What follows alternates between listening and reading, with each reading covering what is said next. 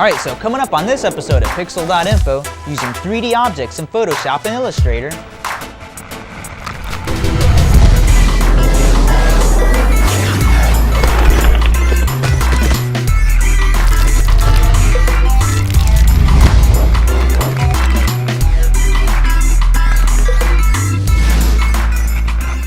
Sponsored by unoob.net, the Newbie Network. Music on Pixil.info is brought to you by Ekin. Hello, welcome to the first episode of Pixil.info. I'm Ekin. I'm Dingo. And I'm Pedro. Alright, to start things off, I'm going to be looking at the 3D capabilities of Photoshop and Illustrator. Let's take a look. So, using 3D objects to more easily rotate a product's position is a huge time saver.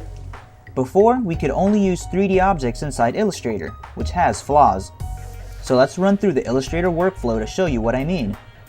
In Illustrator, we'll draw half of the object's path,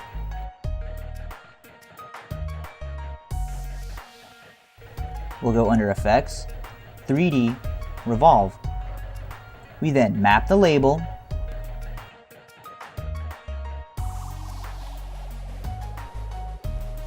then copy and paste in the Photoshop. Now this is great, but if we needed to rotate the object, we'd have to go back into Illustrator.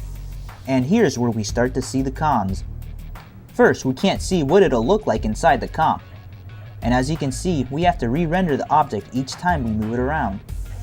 We even have to render if we cancel out.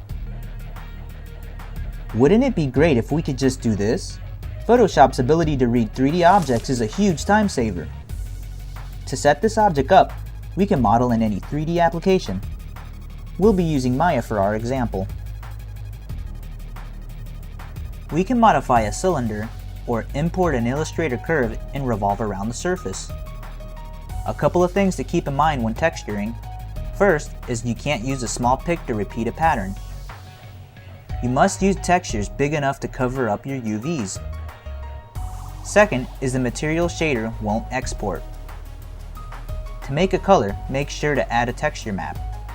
Another drawback is the lights don't render correctly. We can export this as an OBJ file,